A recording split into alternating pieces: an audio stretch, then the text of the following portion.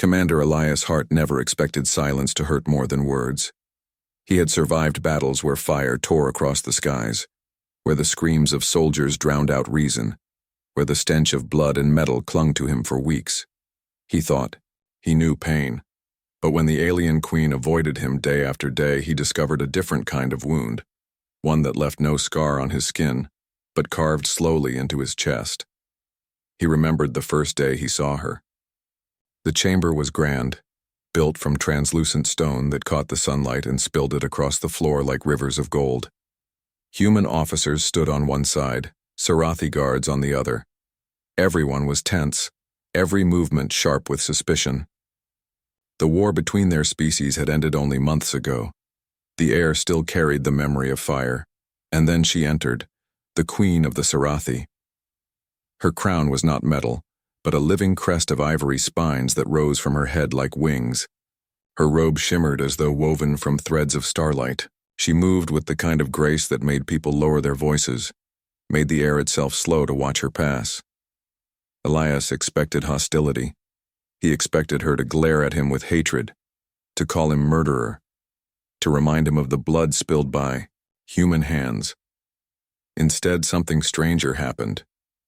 She looked at him once, just once, and then looked away. It wasn't indifference. It was something sharper, something almost like fear. When he stepped forward to greet her, she whispered to her attendants. Before he could even open his mouth, she had excused herself, gliding past him like a shadow. The first meeting of peace, talks ended with confusion and quiet embarrassment. He told himself it was nothing, a misunderstanding, a single moment. But it wasn't. The second day, she did it again, and the third, and the fourth.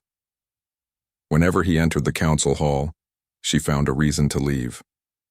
When he spoke, she kept her eyes fixed on the floor or the ceiling or anywhere but him.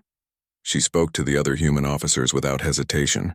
She even spoke directly to General Kalen, his aide, asking him questions in her low, musical voice. But Elias? She avoided him as if his very presence burned her. At first, his soldiers whispered quietly about it, joking in the way soldiers often did. Maybe she doesn't like the way you comb your hair, Commander. Maybe she can smell the battlefield on you. But the whispers grew sharper over time. She despises him. She refuses to look at him. She can't stand him. And, though Elias kept his jaw steady, though he barked orders and stood tall, the words settled inside him like stones, because the whispers echoed what he already feared, that maybe she hated him, personally more than anyone else. At night, in his quarters, Elias lay on his bunk, staring at the ceiling's dull glow. His body still carried old wounds, his leg stiff, his side aching when he breathed too deep. But the ache in his chest was worse. Why her? Why only him? He thought of all the ways he might have insulted her without knowing. Did he bow too shallowly? Did his eyes linger too long? Did his voice sound harsh to her alien ears? Humans and Sarathi were different in so many ways. Perhaps he had crossed some invisible line. And yet, a smaller, crueler thought whispered, in him during the long nights. Maybe she simply saw in him everything she hated about humans. Maybe when she looked at his face, she saw the war, the slaughter, the fire.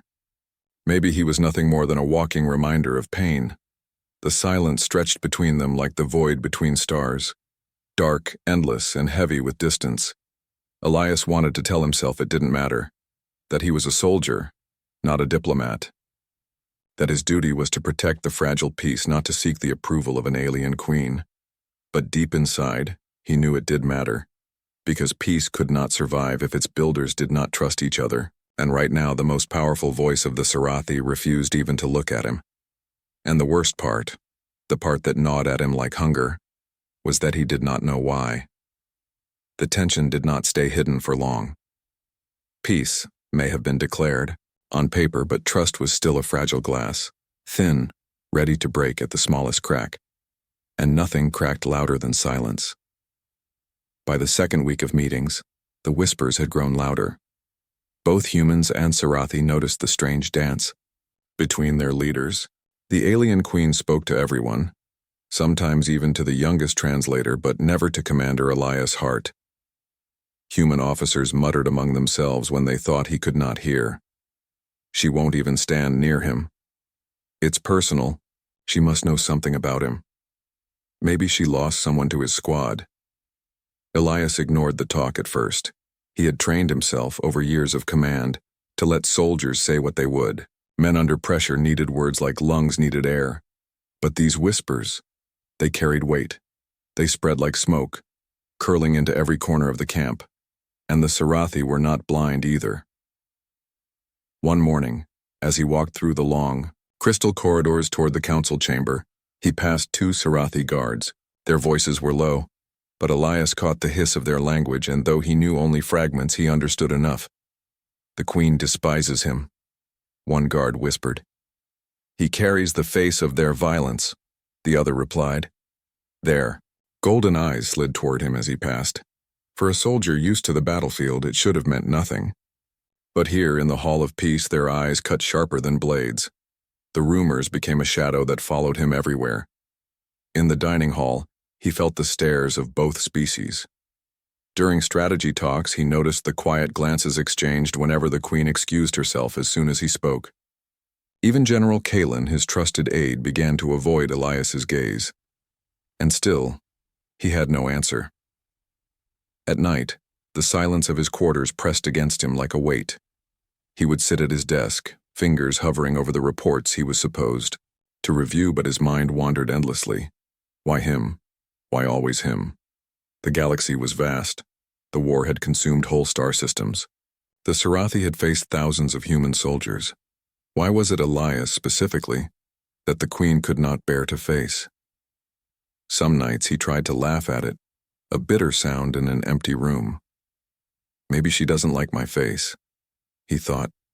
Maybe I'm just too ugly for an alien queen. But the laughter always died quickly, because deep inside he knew it was not something so small. It was something larger, something dangerous. The fragile alliance rested on the shoulders of men and women who were already tired, already wounded from war. If the rumors grew too loud, if both sides began to believe that their leaders could not even look at one another, then the peace itself might fracture. He thought back to the battlefield. He had seen alliances crumble before, not because of bullets or bombs, but because of mistrust. A glance, a rumor, a seed of doubt. Sometimes that was all it took to break an army apart. And now he feared the same seed was growing here, in this palace of glass and light.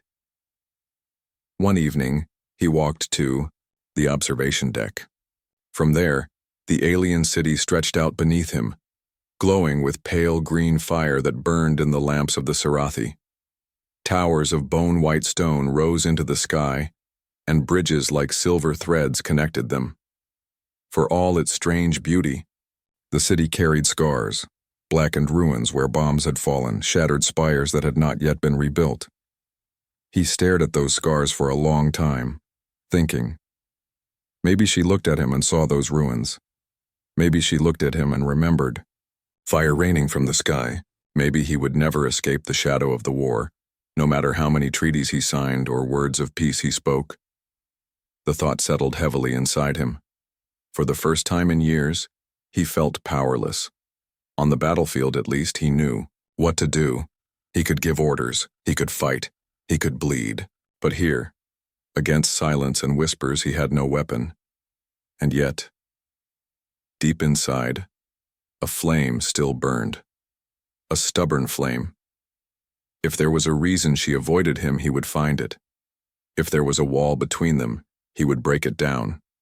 He had not survived the war just to watch peace collapse in silence.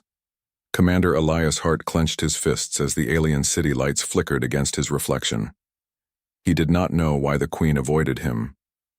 But he swore to himself, standing in that lonely glow, that he would learn the truth, no matter what it cost. Commander Elias Hart had always been a patient man. Years of war had taught him that battles were not won in a single charge, but in waiting, in watching, in knowing the right moment to act. But patience had its limits, and the queen had crossed them. 2 weeks of silence. 2 weeks of walking into the council chamber only to watch her rise and leave as if his presence poisoned the air. 2 weeks of whispered rumors, of Sarathi guards, narrowing their eyes, of human officers exchanging uneasy looks. It was becoming unbearable. Not just for him, but for everyone. Elias could feel the tension in every meeting now.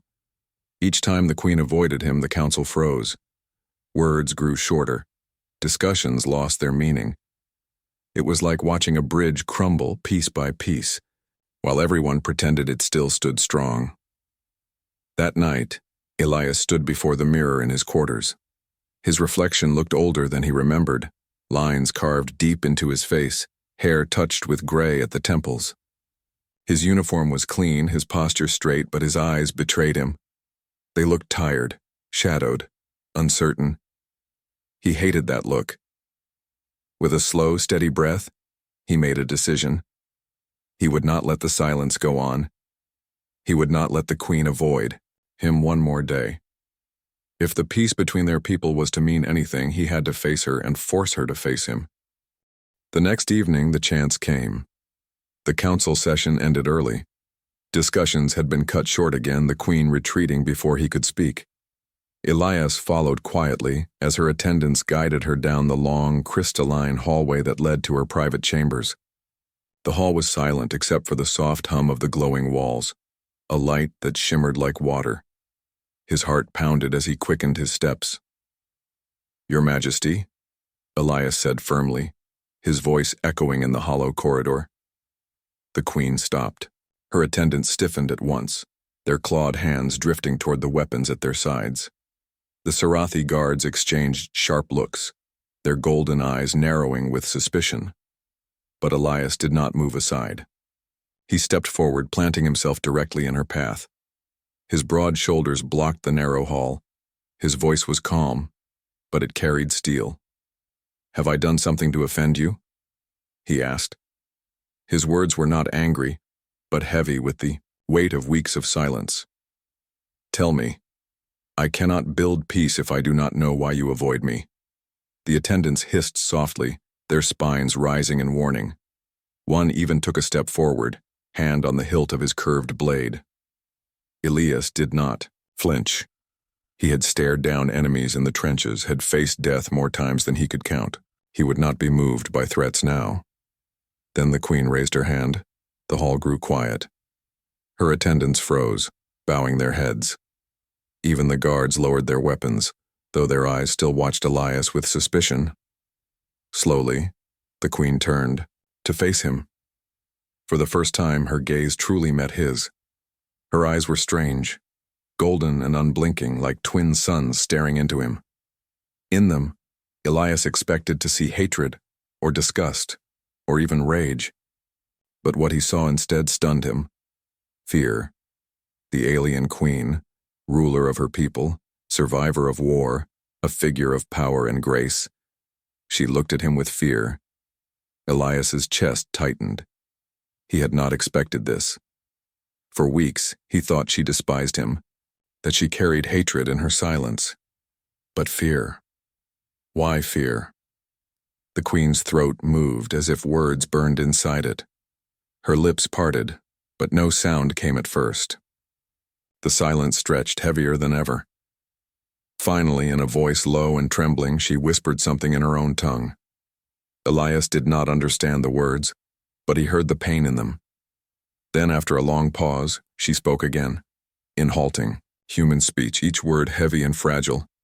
"You look like him." The words struck him like a blow. His brows furrowed. "Like who?" The Queen's claws curled against her palms. Her golden eyes glistened as though holding back something she did not want to show. She drew in a shaking breath, and for the first time, the proud Queen of the Sarathi looked less like a ruler and more like a soul carrying an unbearable weight. "The soldier," she whispered. "The one who spared me." Elias stood frozen, her words echoing in his mind. The silence between them was broken at last, but what it revealed was far stranger than anything he had imagined. The hallway had gone completely silent. The glow of the crystalline walls reflected faint golden light on their faces, but Elias hardly noticed. His heart pounded, heavy and uneven, as the Queen's words echoed in his mind. "You look like him." The sentence was simple, yet it felt like it carried the weight of entire worlds. Elias had spent weeks believing she hated him, that she despised the very sight of him. But now, this was different. This was not hate. This was something else, something deeper, something that reached beyond war and into memory. Confusion clouded his thoughts. He had fought in the war, yes. He had seen cities burn, had marched across ruined battlefields. But he had never faced her directly. He had never stood in the same room as the alien queen until the peace talks began. So who was this him she saw in his face?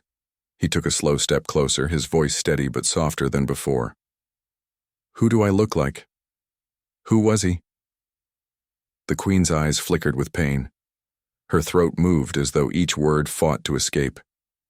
For a long moment, Elias thought she might walk away again, might choose silence over truth. But then her shoulders trembled and something inside her seemed to crack. "The soldier," she whispered, her accent thick on the human word.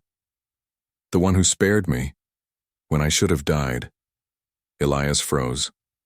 A soldier, one of his people, in the war. And not just any encounter. She was speaking of a moment where her life had been in the hands of a human who chose not to kill her. Her attendants shifted uncomfortably, their golden eyes lowered to the floor. They knew this story. Or at least, they knew some part of it. Only Elias stood in the dark. He stepped closer still, his voice low, almost pleading. "Tell me, please. I need to understand." The Queen's claws pressed into her palms until faint drops of dark blood welled on her skin. She did not seem to notice. Her gaze was far away now, not fixed on Elias but on some memory that still burned behind her eyes. It was the last siege. She began, her words broken but strong enough to carry. "Your armies came to our city. Fire fell from the sky. My people screamed.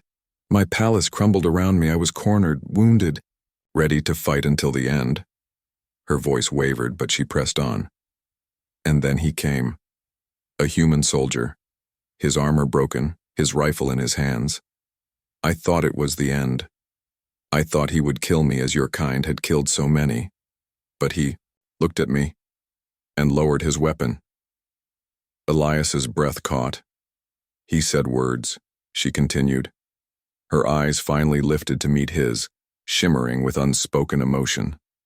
"I did not understand them then, but later I learned what they meant," he said. "Go. Live."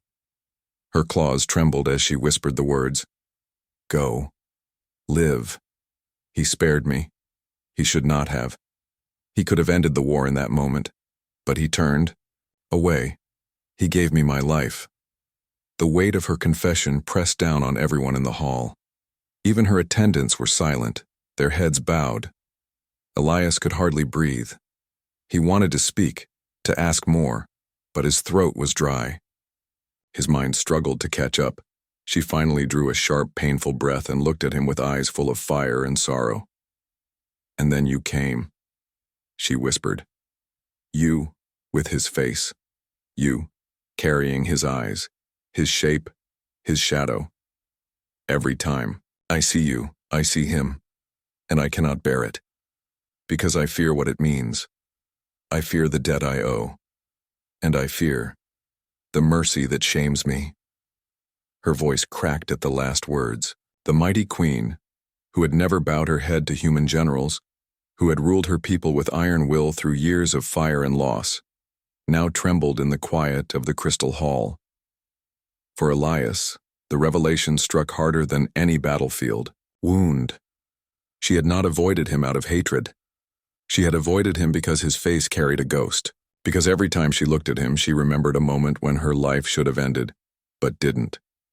And in that memory, mercy had become both a blessing and a chain. Elias stood frozen, his chest tight, his thoughts reeling. He understood now why she avoided him.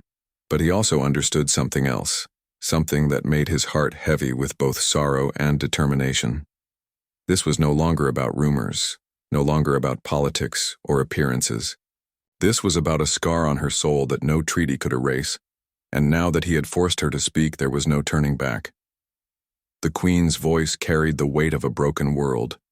Every word she spoke pulled Elias deeper into a night he had never seen, yet one that lived vividly in her mind.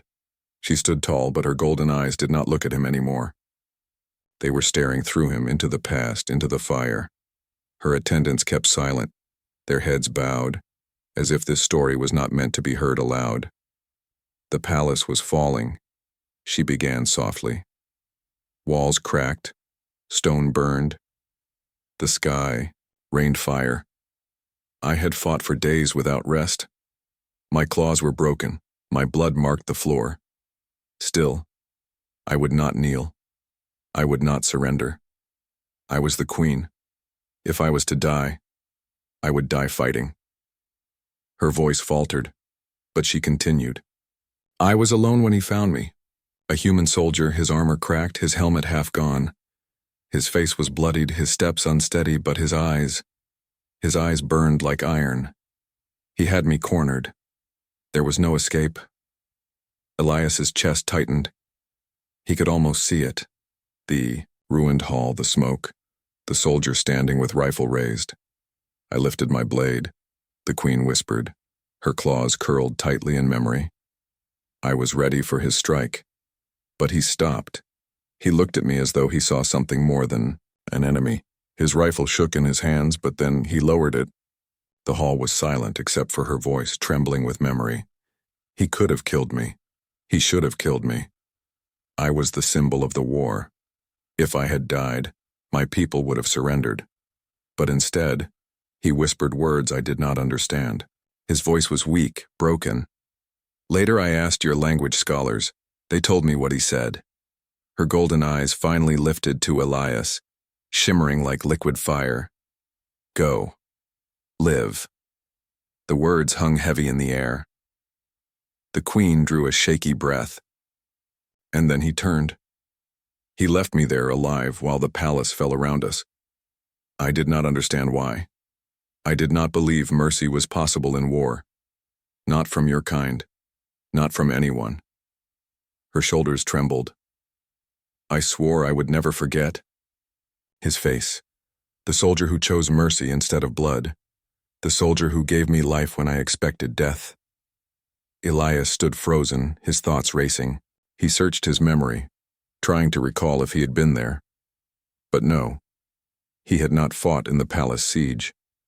His unit had been across the planet, in the southern deserts. He had never stepped foot in the Queen's city until now. And yet, when she looked at him, she saw that soldier. His heart twisted. Perhaps it had been another man. A brother in arms long dead. A nameless soldier lost to history. But the memory of him lived, carried in her eyes, and now reflected onto Elias. The Queen's voice grew quieter. Every time I see you, I see him. At first I thought you were him returned from the dead.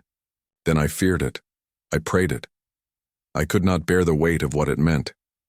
His mercy shamed me, Commander. It burned into me. For years I asked myself why. Why would a human spare his enemy? Why me? Her claws pressed to her chest as though holding something breaking inside. I was not worthy. I was not innocent. I led armies. I gave orders that killed your kind. And still, he let me live. Do you understand what that does to me? Elias's throat was dry. He wanted to answer, but no words came. The Queen looked at him with tears brightening her golden eyes. I avoided you not because I hated you, but because every time I saw you, I felt the wound open again, a wound of mercy, a wound I cannot close. Her attendants remained still, silent witnesses to a truth that seemed too heavy for the air. Elias's hands curled into fists at his sides. His heart ached, not with anger, but with something deeper. He wished he could tell her that the soldiers' mercy was not weakness but strength, that sparing her had been the most human act of all. But standing there, he realized something important. This was not only her memory. It was now his burden too. The ghost of that unknown soldier lived on, in him, in his face, in his presence. And now, in this fragile moment, he understood. Peace itself rested on that memory, and he would have to carry it, no matter how heavy it became. The Queen's words lingered in the air like smoke after fire. A wound of mercy. Elias had never heard such a phrase before, yet it cut into him with strange power. She stood before him, proud yet trembling, her golden eyes shimmering with pain she could not hide. The silence stretched between them, but it was no longer the silence of avoidance. This was different. This was the silence of confession, of a heart carrying too much for too long. Finally, she spoke again, her voice quiet and raw. I thought you were him. When I saw your face for the first time, I could not breathe. I wanted to ask you if it was truly you, the soldier who spared me. But I could not, because if you were him, then everything I had built after the war would collapse. If you were him, then my throne was not mine by strength, but by his choice. His mercy would forever shadow my rule. Her claws tightened at her sides. And if you were not him, then I would live with the shame of wishing you were. Elias's chest felt heavy.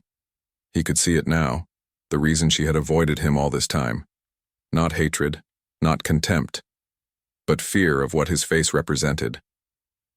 He took a slow breath, his voice steady though his heart pounded. I am not that soldier, he said quietly. I was never at your palace. I never stood in that hall.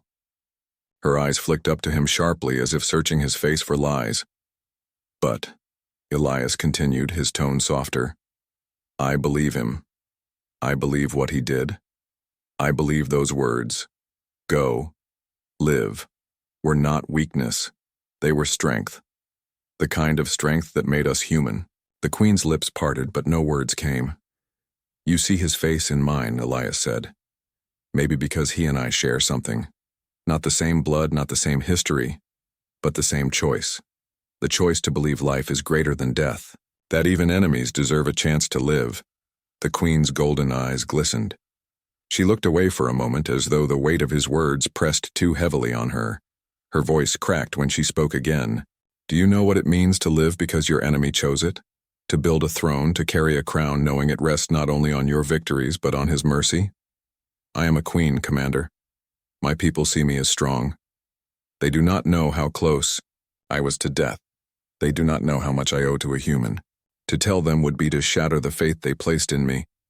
Elias's heart ached at her confession. He understood now why she had avoided him, not just for herself, but for her people. To look at him was to risk revealing the secret she carried in silence. And so I avoided you, she whispered, her gaze finally returning to his. Because I feared that if I stayed, I would break. That if I looked at you long enough, I would bow my head. Not as queen, but as one who owes her life to your kind. Her voice trembled, but her stare did not waver. Do you see now, Commander? I do not hate you. I fear what you remind me of. I fear the truth I carry. Elias swallowed hard. His throat was dry, but his heart was steady.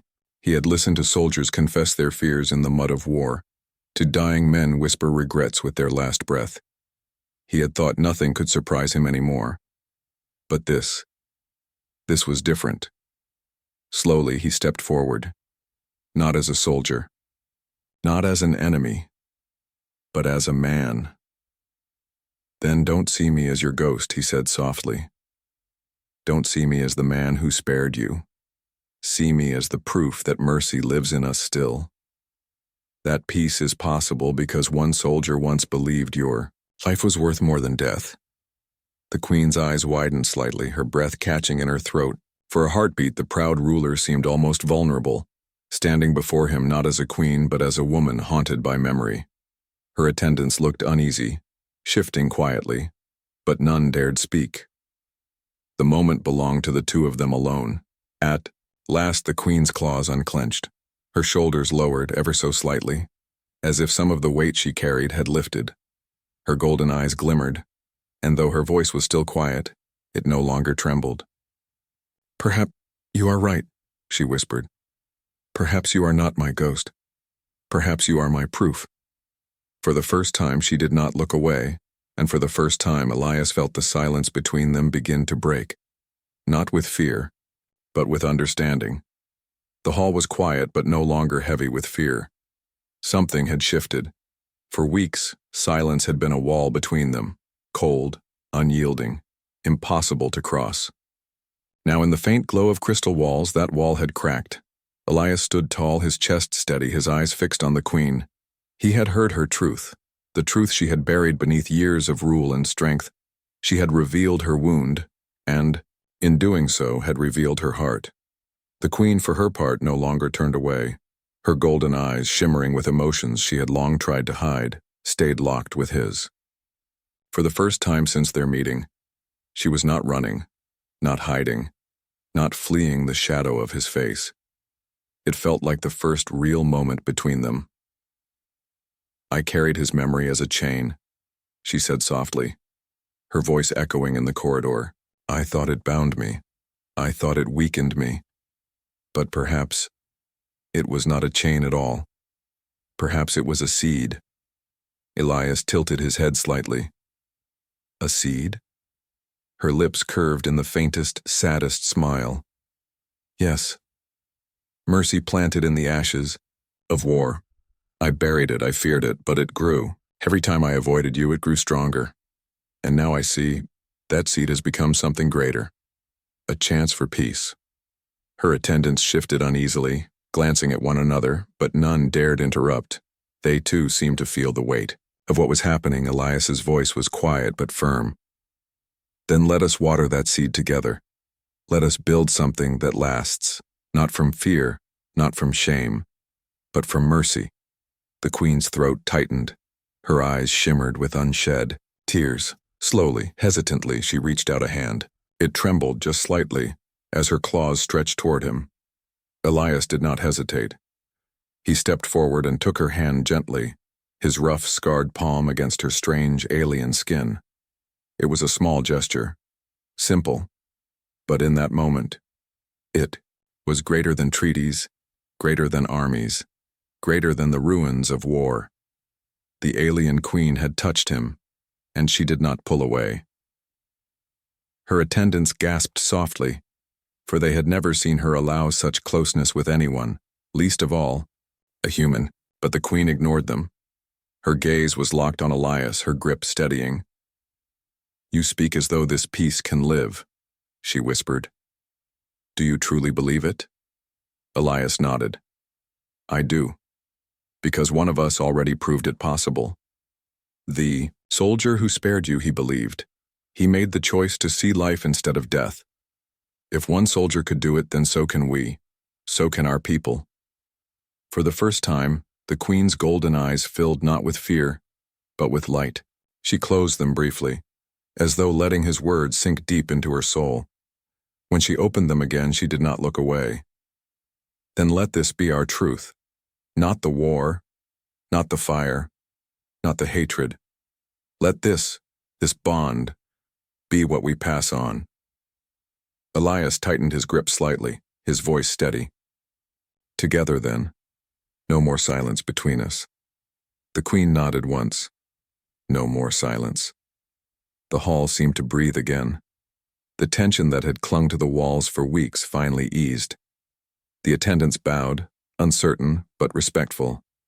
Even the guards lowered their eyes as though recognizing they had just witnessed something larger than themselves. In that single moment, history shifted. It was not written in treaties or carved in stone. It was not declared by generals or forced by armies. It was written in the touch of a human and an alien queen, in the shared understanding that mercy could survive even the darkest war. Later, scholars would argue when peace between humans and Serathi truly began. Some would say it was at the signing of the treaty. Others would point to the rebuilding of the ruined cities. But Elias Hart knew the truth. It began here, in a silent corridor of crystal and light. It began with a queen who carried the memory of mercy like a wound, and a soldier who carried it, like a torch. For the first time, she had not run. For the first time, she had stayed.